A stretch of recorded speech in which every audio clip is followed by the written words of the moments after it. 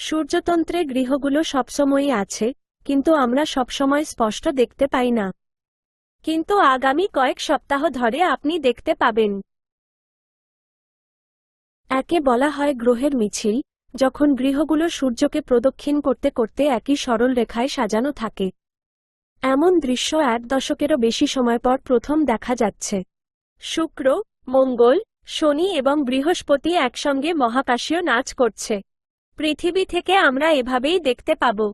মঙ্গল তার লালচে রং নিয়ে এবং বৃহস্পতি উত্তর দিকে, শুক্র পশ্চিমে এবং তার ঠিক পিছনে শনি।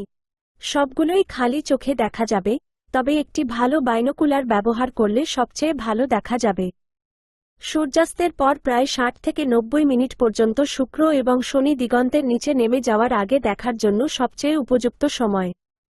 আর যদি আপনার জন্য এই মহাজাগতিক আনন্দই যথেষ্ট না হয়, তবে আরও আছে।